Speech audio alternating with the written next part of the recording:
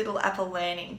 So today I thought I would discuss some of the strategies I use in my classroom for behaviour management, and also just some of the things I do in my classroom to really create a nice atmosphere and a community atmosphere in the class. Because I think once you've got that down pat, if kids feel like they're part of something, then it can make that behaviour management side of teaching really a lot easier.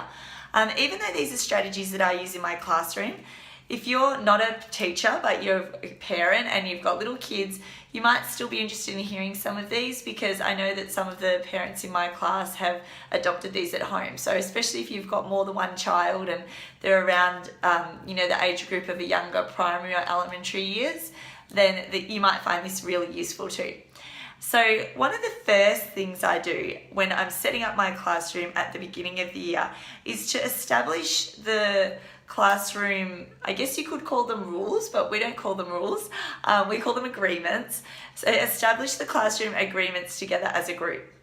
And this is really fundamental, because by doing this, the kids feel like they're part of coming up with the agreements. They're part of it. It's their decision as well as yours, and they're not just being dictated to. So, and it's something that's a really nice thing to do to ease into the year. So if I know in America and England, you're currently on summer holidays, this is something you could do in those first few days back.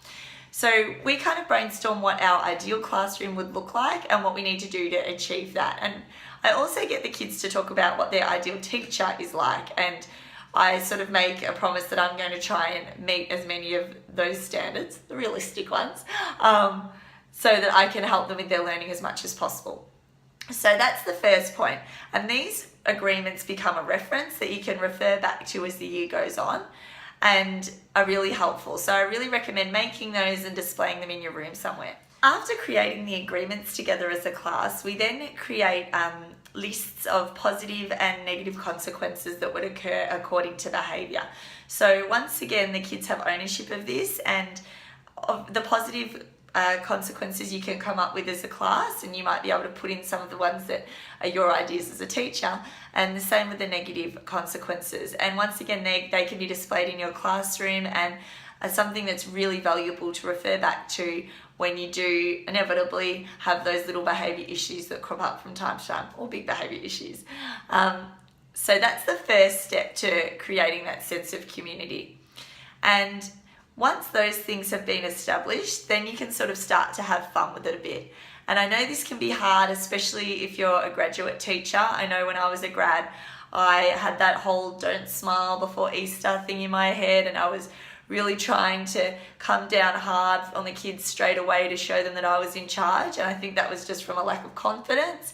But as you get more experience, you start to realize that that's not really what creates positive behaviour, but the children feeling like they belong and feeling like they have rights in the classroom is really what has more impact on positive behaviour. So most teachers probably have in mind some sort of positive behaviour system, a reward system that they use, and I've tried lots of different ones over the years.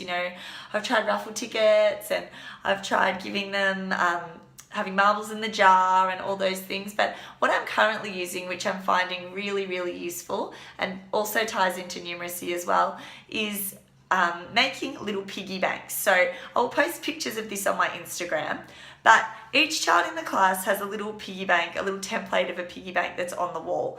And for every positive behaviour choice they make that I witness, and sometimes that can be as a group collective, so it can be a good way to reward children for working really positively in a group, they get 10 cents. Now this is not really 10 cents, it's a photocopied 10 cents, but it still gives them a massive thrill.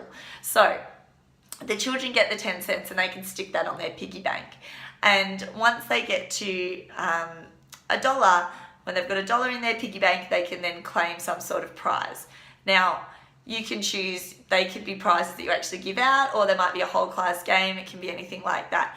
But the thing I love about the piggy banks is, number one, it increases the children's awareness of coins and being able to recognise different coins. And it also allows them that if they get, say, for example, 2 10-cent coins, they swap it over for a 20 cent. If they get 2 20-cent coins and a 10, they can exchange it for a 50 cent. And the kids love this. really love the idea of being able to swap over, because I think it gives them that sense of moving forward, and it's just seemed to be working really well. I thought they might get bored of it and I'd have to change it, but we're halfway through the year and they seem to still love it, and it's working really smoothly. So that's the number one thing that I do in terms of behaviour management. And sometimes I reward them just, when I see them doing something really kind for someone else. Sometimes that's when they've done work that's of a really exemplary standard, but mainly it's for the positive choices that they're making. So just rewarding those positive choices and rewarding when they're really being kind to other people. Something else that I've done over the years, and I'm currently doing this year as well, and it's common in a lot of schools, but I'm always surprised to find out that schools aren't doing it, is having a VIP, so a very important person. And we sort of plan this so that the every child gets it, so they all get the opportunity to feel special. But you can tie it in as a behaviour management tool by selecting students according to behaviour for who's going to be the VIP for the following week. So there's a few benefits that come along with being a VIP in my class. I don't have a lot. I know some teachers have a whole VIP table, which I think I will probably do next year, because I love the idea of it, where the children get their own stationery and they get, their own little spot in the classroom. But at the moment, my children just get to have a special cushion to sit on. We've got a film kind of theme in my classroom, so they have a little fake Oscar that they get to put on their desk, or an Oscar award. And one of the other big benefits of being the VIP for the week is getting to be the DJ for disco cleaning. So disco cleaning is something that I started doing in my first year teaching, and I don't know whether I thought of it or if I heard of it from someone else, but I can't remember. However, it is just the easiest and cheapest and best reward, because it lets you clean your classroom and the kids love it. So we only set aside about 10 minutes a week to do this, and I always do it on a Friday just so the classroom's nice and clean for the start of the new week. And each child gets a role and they all clean the classroom together during this time. But the disco element of it is they dance while they clean, and also the VIP gets to choose the 2 songs. So that's great, because it means that the disco cleaning doesn't eat up much of learning time, because 2 songs is really only going to be between 6 and 10 minutes. And the kids love this. They get really cross if we ever miss a disco cleaning, and I'm able to use it tied into a behaviour sort of strategy as being almost a reward for doing well for the week. And it's kind of a fun time when the kids can let loose. I have a dance with them, and we get to clean and we get to have a dance as well. The great thing about that, by giving the children the responsibility to clean the class, and when I say clean, it's mainly just wipe down desks and rearrange shelves. It's not like they're doing heavy vacuuming or anything, but it just enhances that sense of responsibility, that this is their classroom, they're in charge of it as well. They have a role to play as well, and it's their space, and part of the expectation of being able to enjoy that space is maintaining it and looking after it. So that's something else that is really easy to adopt in your class, but can just be a great way of creating and enhancing that sense of community within your students. Something else that I do in my class just to enhance that sense of community and really create a place where the kids' positive choices are really valued is doing a kind of caught you being good communication. So in the past, I used to have little certificates that I would give out, and sometimes I'll still do that.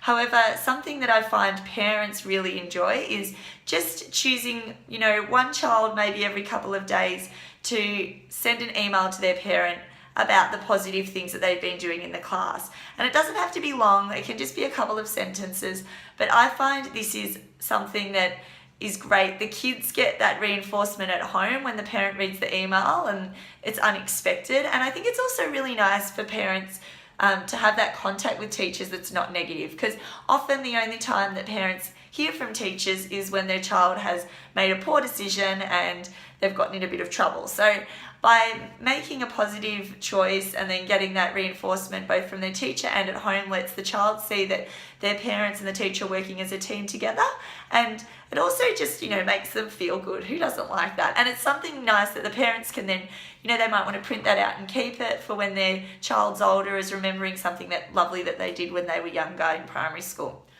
Obviously, these are just a few ideas that you might be able to find useful either at home or in your classroom. And if you're a graduate teacher, they will hopefully give you a good start to the year if you're just about to go into your own classroom. If you've got any feedback or if you've got some more of your ideas, just leave them in the comment box below. I'd love to find out about what other teachers are doing that they find really useful in their classroom. Don't forget to subscribe if you want to find more videos like this, or give a thumbs up. Please do if you enjoyed it.